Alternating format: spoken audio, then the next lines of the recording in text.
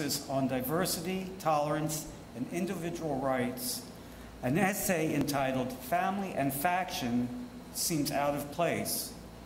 To the 21st century ear, such a title implies the more rugged world of the 19th century clan hatreds of the Hatfields and McCoys, not the urbane world of 17th century Dutch.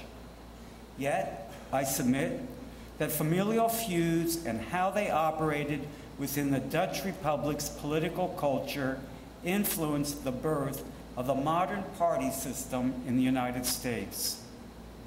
The initial impulse behind my essay was to find a workable model for understanding the 1689 rebellion that came to bear the name of Jacob Leisler.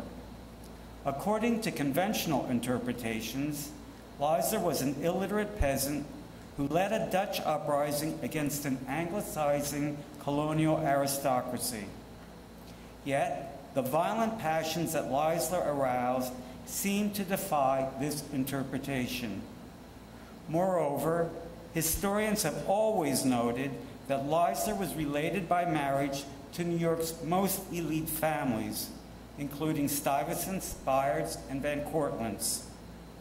It was a 1729 marriage of Leisler's granddaughter, Hester Rinders, to Nicholas Byard the Younger, grandson of Leisler's bitterest enemy, that most perplexed me.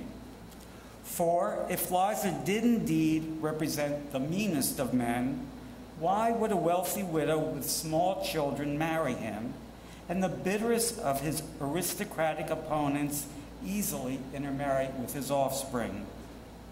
Patricia Bonamy's classic study of colonial New York politics provided me inspiration.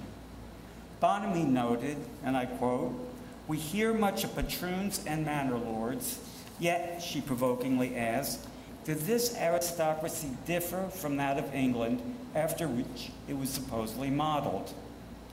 I decided to explore this question through the lens of the marriage of Hester Rinders and Nicholas Byard, inner members of New York's 18th century elite. Much to my surprise, I discovered that the Rinders-Byard marriage was far from unique. What originally appeared to be a large number of unrelated, contentious people became, through genealogical investigation, a small group of closely interrelated families. Indeed, New York's bitter colonial factionalism appears more as a dispute among members of one extended family. If 18th century England did not provide the satisfactory model for explaining this peculiar factionalism, then perhaps the Netherlands might. In the early Dutch Republic, urban elites gained control of the governing councils of the towns, the vroedschappen, and as a result of the provincial estates. As of the provincial states, such as the states of Holland and Zeeland, and eventually of the States General. Increasingly, men gained access to public offices through family connections and co-option rather than through meritocracy and election. To prevent political control by one family, the vroedschap had been limited to one family member per term. But as Dutch historian Willem Vrijhof pointed out to me, the Dutch patriciate craftily managed to avoid restrictions through careful marital alliances. By using female unions, elite families ensured and enhanced their wealth and power.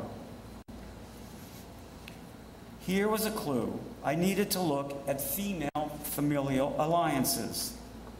With New Netherlands' small and scattered population, familial networks were yet too thin and fragile to form an oligarchic structure as they did in Holland. What rooted New Netherlands' emerging elite, however, were, as they also cemented oligarchic relations in the Republic, women. Like Washington Irving, I am intrigued by Virgil's powerful mythic imagery in the creation of the Imperial Roman identity. And no better personages could serve this purpose in understanding New York's elite than those of Trin Jonas and her two daughters, Annika and Maricha. Indeed, if New York has an Eve, she is Trin Jonas van Meesterland, New Amsterdam's midwife. And if Rome has its Romulus and Remus, New York has its Annika Jans and Maricha Jans. Like powerful magnets, Trin's daughters and their